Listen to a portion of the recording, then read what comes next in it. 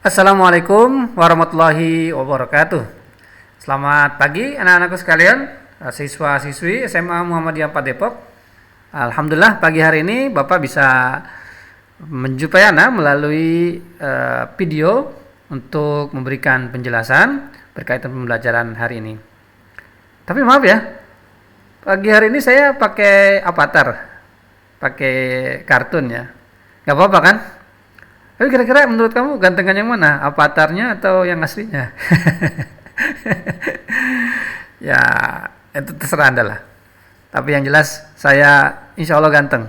Bisa jadi sangat ganteng, cukup ganteng, ganteng, atau kurang ganteng.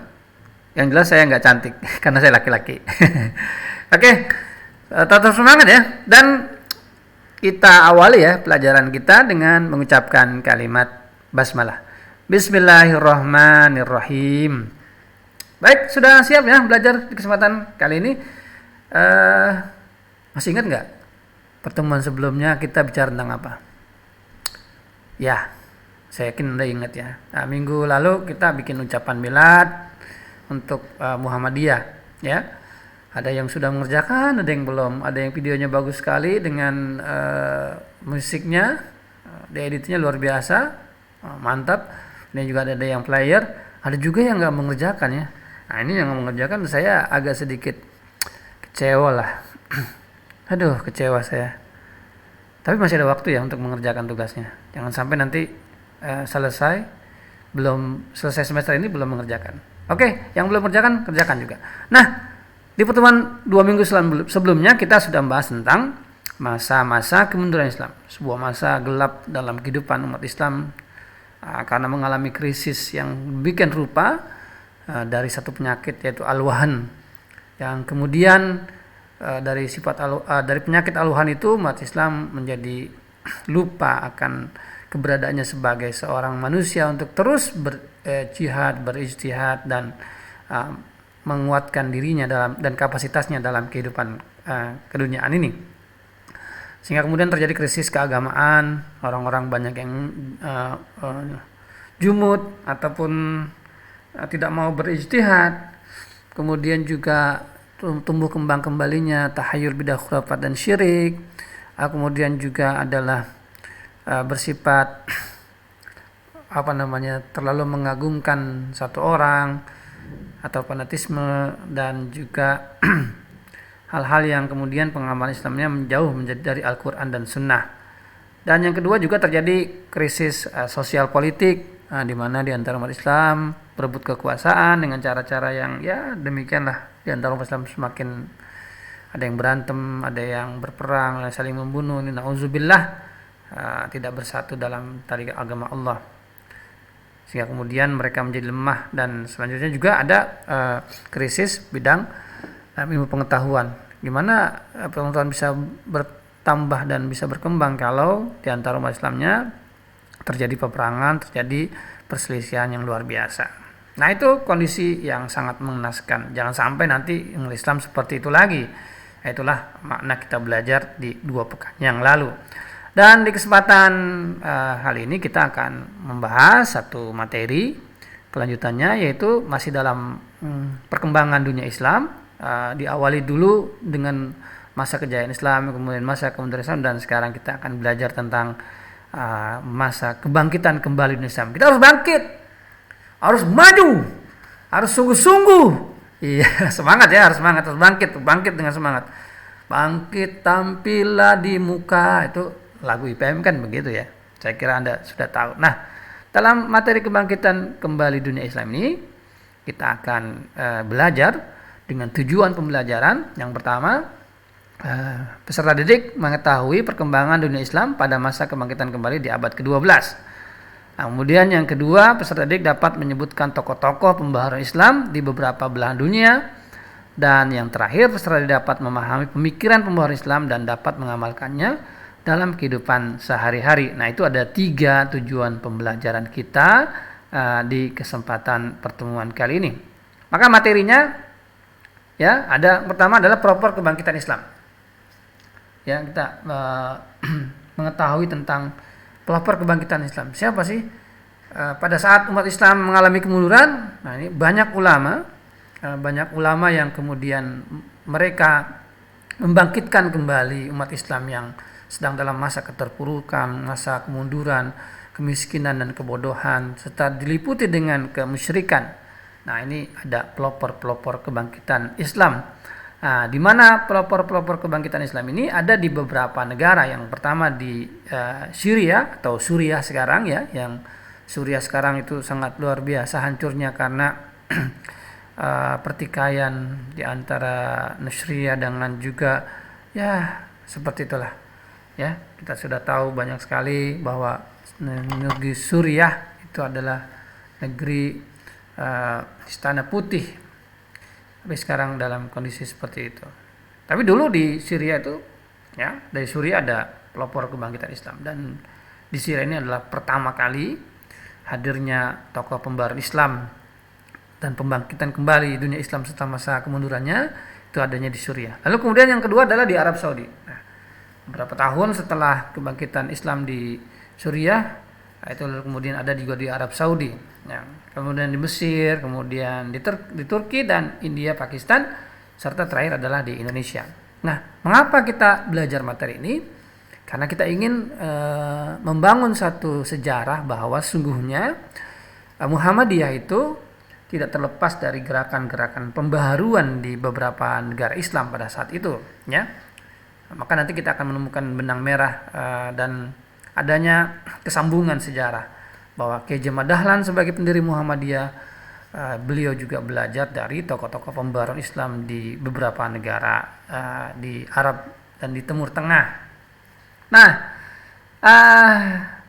kebangkitan dunia Islam ini diperintis dan didahului oleh dua orang ulama besar, ya, yaitu adalah Ibnu Taimiyah dan yang kedua adalah Ibnu Qayyim al-Jauziyah, yang dari Suriah, dari Damaskus. Nah, Ibnu Taimiyah itu adalah seorang mujaddid, Syekhul Islam, lalu juga seorang pembaharu Islam. Dan dia juga punya murid nama Ibnu Qayyim al-Jauziyah. Jadi Ibnu Taimiyah dan Ibnu Qayyim ini adalah guru dan murid. Nah, keduanya berpendapat bahwa kalau Islam ingin bangkit kembali dan maju kembali, maka hanya ada satu cara, yaitu dengan kembali kepada Al-Quran dan Sunnah dalam setiap aspek kehidupan. Ya, jadi kalau umat Islam itu berpegang teguh pada Al-Quran dan Sunnah, tidak hanya membaca tapi memahami dan mengamalkan dalam kehidupan sehari-hari, pasti umat Islam itu akan bangkit dan maju. Sebagaimana para ulama di masa kejayaan Islam, Ibnu Sina, ya, Ibnu Rushd dan lain sebagainya, itu mereka adalah para ulama yang betul-betul mereka berpegang pada Al-Quran dan Sunnah. Dan kalau umat Islam berpegang dengan Al-Quran dan Sunnah, maka akan mengalami kejayaan dan tidak akan sesat selamanya. Sebagaimana Rasulullah SAW bersabda, "Taraktu fikum amrayni, ma in tamassaktum bihima lan tadillu abada, kitaballahi wa sunnata rasulih." Jadi aku telah titipkan, aku telah tinggalkan kepada umatku, kata Rasulullah, yaitu dua perkara. Yang kalau kita berpegang pada dua perkara itu, kita tidak akan sesat selama-lamanya. Artinya kita akan bahagia, kita akan berada dalam kemajuan, dalam sebuah peradaban yang sangat luar biasa. Kalau kita berpegang teguh pada keduanya. Apa itu? Kitabullahi wa sunnata rasul, yaitu adalah Al-Quran dan sunnah Rasulullah Sallallahu Alaihi Wasallam. Dan juga ini tadi yang saya sudah baca, ini hadisnya. Maka kemudian Ibnu Qayyim dan Ibnu Taimiyah menyerukan agar meninggalkan taklid. Ya, taklid itu artinya mengikuti sebuah paham tapi nggak tahu dalilnya, nggak ngerti, cuma ikut-ikutan aja. Bid'ah menambahkan ilmu urusan agama, dan khurafat mempercayai dan meyakini benda-benda keramat dan seterusnya. Nah, ini adalah di Suriah. Lalu kemudian dari Suriah kebangkitan Islam di Arab Saudi, ya, di Arab Saudi. Di Arab Saudi itu dipimpin oleh Muhammad bin Abdul Wahhab dengan gerakannya adalah Muwahhidun, ya, Al-Muwahhidun. Kalau orang-orang musuh-musuhnya itu menyebutkan sebagai gerakan Wahabiyah.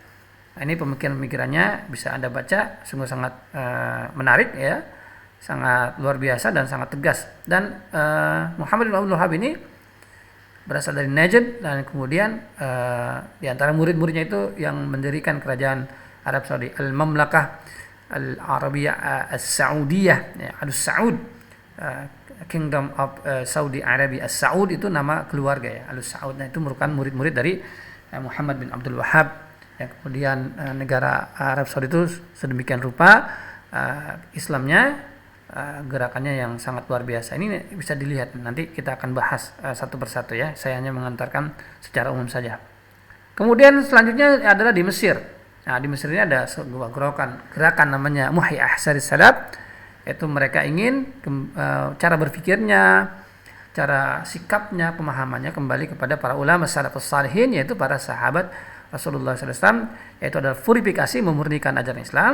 Dan yang kedua adalah modernisasi, memodernisasikan ajaran Islam. Di mana di sini tokohnya ada 3 serangka, yaitu ada Muhammad Abduh, Muhammad Rashid Ridho, dan Muhammad Jamaluddin Al-Afghani.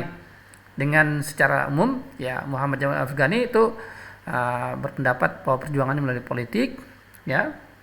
Kemudian yang kedua ada Muhammad Abduh, perjuangannya melalui jalur pendidikan. Dan yang terakhir adalah Muhammad Rashid Ridho. Muhammad Rashid Ridho ini beliau menggabungkan antara pemikiran dari Muhammad Jamal Afghani berkaitan dengan politik dan Muhammad Abduh dalam kaitan-kaitan pendidikan, ya. Dan juga kalau Muhammad Abduh seorang ahli filsafat, ya. Nah, Muhammad Rashid Ridho ini adalah termasuk gurunya Kiai Haji Ahmad Dahlan, ya. Kenapa? Karena Kiai Haji Ahmad Dahlan pernah bertemu dengan beliau dan berdiskusi dengan beliau tentang permasalahan umat. Sehingga ketika pulang Kiai Haji Ahmad Dahlan itu ke Indonesia, beliau membawa kitab-kitab diantaranya karangan Muhammad Abduh, Tafsir Al-Manar, kemudian Al-Urwatul Wuthqa Jamaluddin Al-Afghani, dan beberapa buku-buku pembaharuan Islam. Yang ketika pulang lalu kemudian bertemu dengan keluarganya, di mana keluarganya banyak ulama di Kauman sebagai khatib amin. Lalu buku-buku termasuk Tafsir Al-Manar itu dianggap bahwa tafsir itu adalah tafsir yang tidak benar, karena pembaharuan Islam yang dalam pandangan mereka bahwa pembaharuan Islam itu menggantikan ajaran Islam. Padahal sesungguhnya kalau pembaharuan itu bukan mengganti ajaran Islam, hanya mengembalikan Islam sebagaimana yang diajarkan oleh Rasulullah Shallallahu Alaihi Wasallam. Kemudian selanjutnya adalah Islam di Turki, ya. Ada Mustafa Kamal Atatürk, ya. Ini sedang trending beberapa waktu yang lalu bahwa di Jakarta mau ada jalan Mustafa Kamal. Nah, di sini ada 3 kelompok sebetulnya, ada aliran Barat, aliran sekuler, dan aliran nasionalisme, ya. Nah, ini Mustafa Kamal Atatürk memang agak sedikit kontroversial, ya. Tapi saya sampaikan, dan banyak ininya juga sekulernya ini nanti bisa dicari lah. Karena nanti saya minta Anda untuk menjelaskannya dalam pertemuan berikutnya. Kemudian ini langsung saja ada di India dan Pakistan, ya. Di Pakistan itu ada fundamentalis yang betul-betul sangat rigid dengan pemahaman Al-Quran, seperti Muhammad Iqbal, Abu Ali Al-Maududi. Kemudian ini memerangi puasa zalim hukumnya wajib, lalu kemudian mengatur dalam kehidupan dengan Al-Quran dan Sunnah. Kemudian kooperatif, kompromis, ya, Said Ahmad Khan, dia harus kompromi dengan penjajah Inggris, ya, karena umat Islam sangat lemah, dan kemudian mengajarkan umat Islam dengan paham-paham pembaharuan atau paham-paham Barat agar kemudian bisa lebih maju. Dan kemudian moderat di antara keduanya yaitu Amir Ali, ya. Dan selanjutnya pembangkitan Islam di Indonesia, di mana pembangkitan Islam di Indonesia ini adalah ulama-ulama yang belajar dari Arab, ya, di antaranya Kiai Haji Ahmad Dahlan dengan mendirikan Muhammadiyah, kemudian Syekh Ahmad Surkati dengan mendirikan Jamiatul Khair, ya, kemudian juga ada Abdul Karim Amrullah, dan beberapa gerakan-gerakan kebangkitan Islam di Indonesia. Diawali dengan Jamiat Khair, lalu kemudian Muhammadiyah tahun 1912, kalau Jamiat Khair tahun 109, kalau 105. Dan juga ada Syarikat Islam, Syarikat Dagang Islam, lalu kemudian juga ada Nahdlatul Ulama di 1926, kemudian ada Persis Persatuan Islam di tahun 1930-an, ya. Nah, ini saya kira sebagai pengantar saja dalam materi kita tentang kebangkitan kembali Islam sebagai alur sejarah gerakan-gerakan pembaharuan Islam di Indonesia, terutama adalah Muhammadiyah. Saya hanya menyampaikan kulit-kulitnya saja, dan ini materi sudah ada, tinggal nanti Anda bisa baca juga, dan nanti saya minta kita akan bagi beberapa kelompok untuk kemudian nanti bisa membuat satu masalah materi presentasi dan dipresentasikan pada pertemuan yang akan datang tentang yang lebih lengkap tentang Ibnu Taimiyah, Ibnu Qayyim al-Jauziyah, Muhammad bin Abdul Wahhab, kemudian Muhammad Rasul Ridho, Muhammad Jabal al-Afghani, Muhammad Abduh, kemudian juga pembaharan Islam di Turki ya. Ini nanti akan Anda sampaikan secara bersama-sama dengan kelompoknya. Mungkin secara online ya, karena kita masih ada pembatasan untuk pembelajaran di sekolah di Kecamatan Pancoran, Mas. Saya kira itu saja pertemuan kita hari ini. Mudah-mudahan bermanfaat dan memberikan gambaran dari materi yang kita pelajarkan hari ini. Tetap semangat, tetap sehat, tetap bangkit, dan Islam 30 tahun yang akan datang, 20 tahun yang akan datang ada di tangan Anda semua. Maka untuk itu persiapkan diri Anda untuk menjadi orang-orang hebat di masa yang akan datang. Dan saya yakin Anda mampu dan bisa jadi orang hebat, karena Anda semua adalah the best students of mine. Thank you very much, and see you next time. Assalamualaikum warahmatullahi wabarakatuh.